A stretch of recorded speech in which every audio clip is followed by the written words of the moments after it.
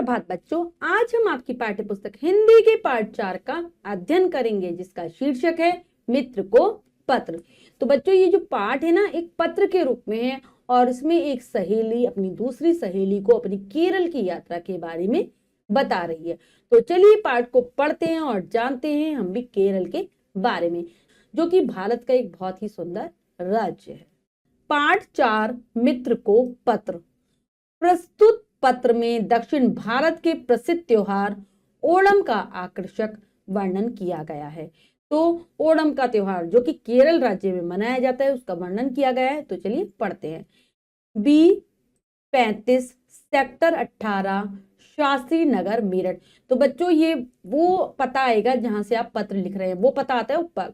तो ये जो पत्र है B35 सेक्टर 18 शास्त्री नगर मेरठ से ही लिखा जा रहा है। दिनांक, कौन सी दिनांक को लिखा जा रहा है? 12/9/2024 को लिखा जा रहा है। प्रिय नेहा, ढेर सारा प्यार। तो नेहा को पत्र लिख रही है पूजा, तो वो कह रही है नेहा को लिखा और ढेर सारा प्यार दिया। तुम्हारा पत्र मिला, पढ़कर प्रसन्नता हुई कि तुमने नृत्य प्रतियोगिता जीती है। हम सबकी ओर से तुम्हें बहुत बहुत बधाई। क्या कह रही है वो? कि तुम्हारा पत्र मुझे मिला और मैंने उस पत्र को जब पढ़ा तो मुझे पढ़कर बहुत खुशी हुई कि तुमने नृत्य प्रतियोगिता जीती है। नृत्य प्रतियोगिता यानी कि डांस कंपटीशन जीता है और हमारी तरफ से, हम सबकी तरफ से तुम्हें बहुत बहुत बधाई।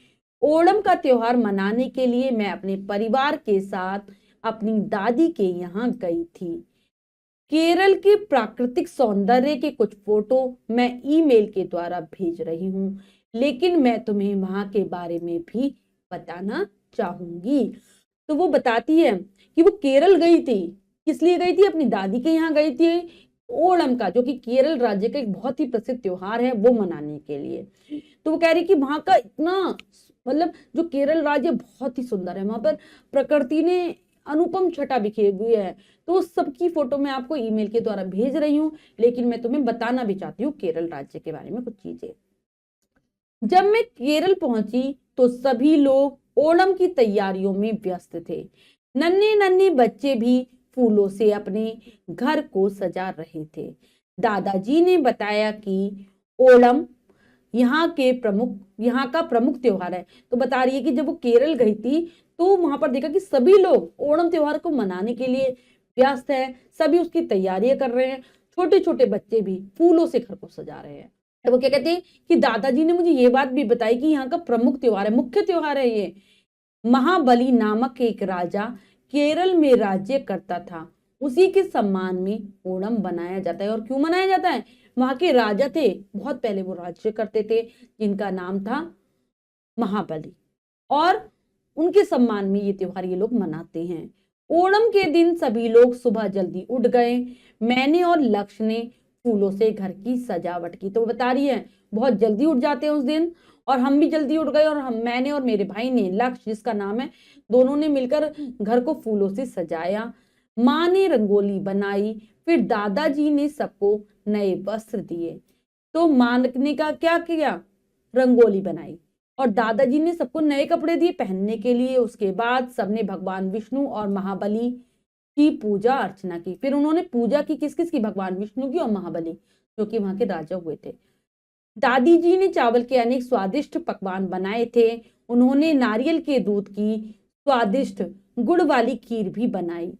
इस उपलक्ष्य में विशेष प्रीति भोज भी आयोजित किया गया था। स्वादिष्ट व्यंजन खाकर तो मजा आ गया।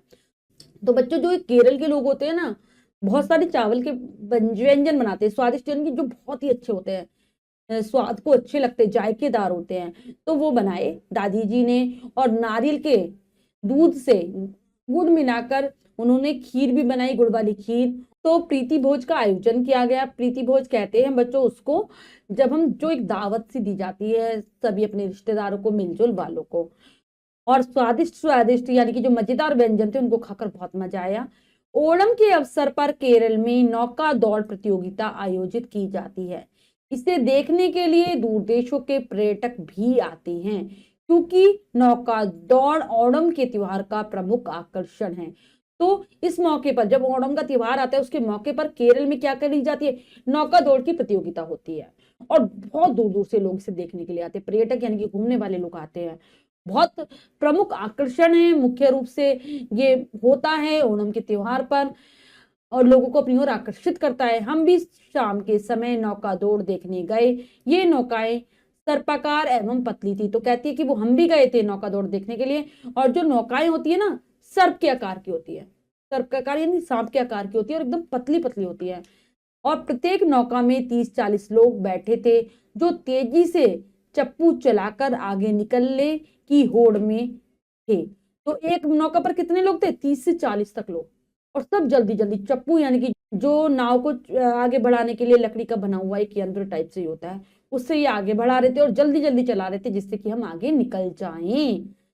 जब भी कोई नौका आगे निकलती तो दर्शकों में उल्लास और रोमांच भर जाता।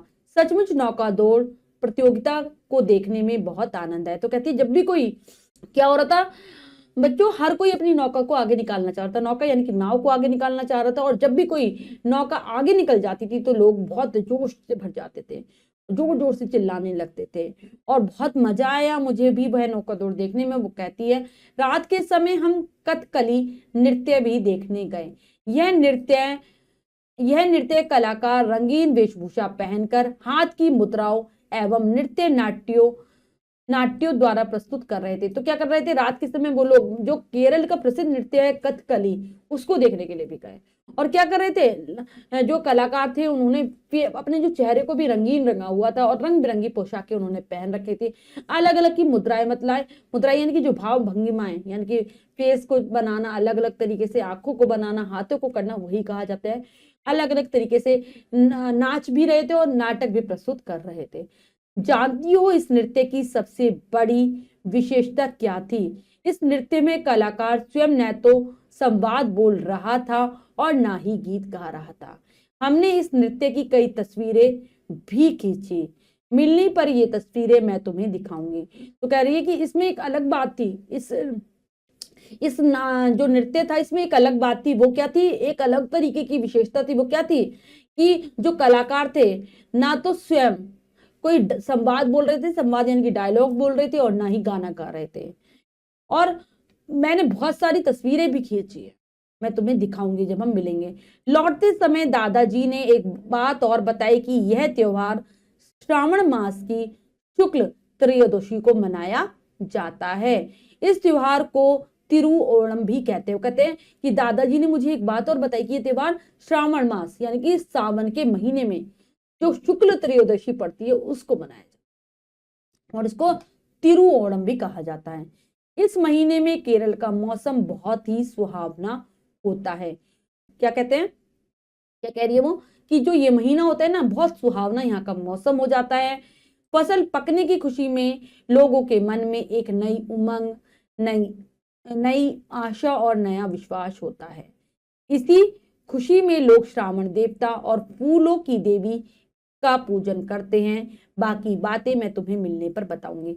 तो बहुत खुश होते हैं इस मौसम में लोग, क्योंकि बहुत इनकी क्योंकि इनकी जो फसल होती है ना बच्चों, वो पककर तैयार हो जाती है। नया उत्साह भरा होता है मन में, सबको भरोसा होता है कि हमारा आगे आने वाला साल बहुत अच्छा होगा। इसीलिए श्रावण देवता और फूलों की देवी की भी पूजा करते हैं।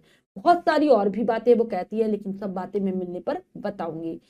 चाचा जी और चाची जी को मेरा प्रणाम कहना, आयुष को ढेर सारा प्यार देना। तो जो चाचा जी और चाची जी कह रही है वो अपनी मित्र के मम्मी पापा को कह रही है, और आयुष उसका भाई है उसको कह रही है तुम्हारी सखी, तुम्हारी सहेली पूजा। और यह कहकर वो पत्र को समाप्त कर देती है।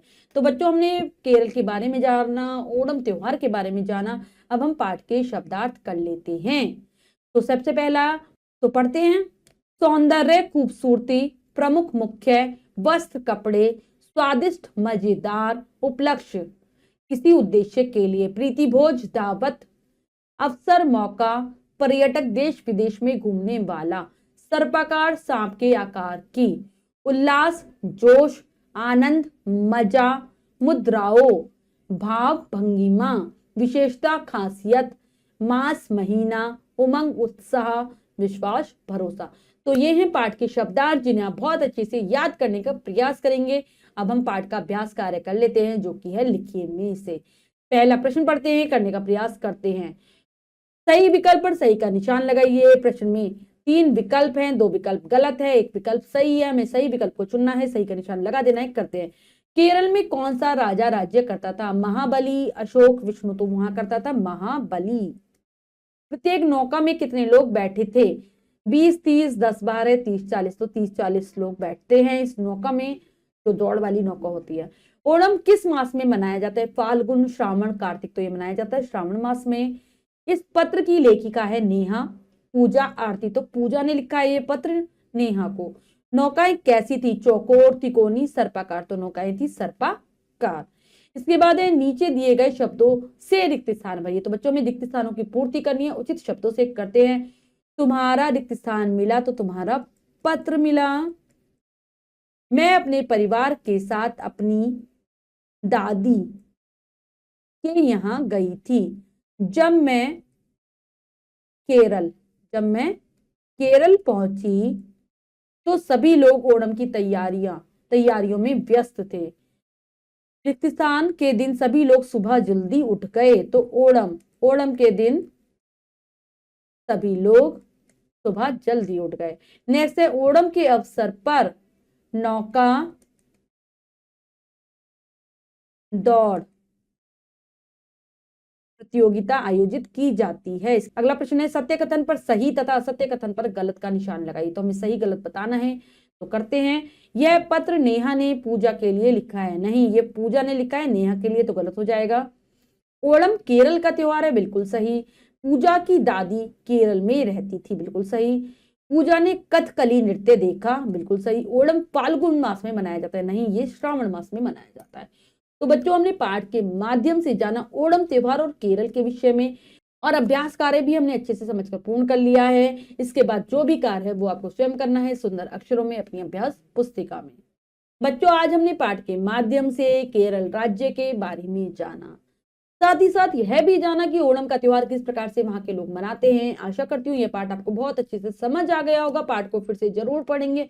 मिलते हैं अगली कक्षा में नए पाठ के साथ। तब तक के लिए स्वस्थ रहिए, प्रसन्न रहिए। धन्यवाद।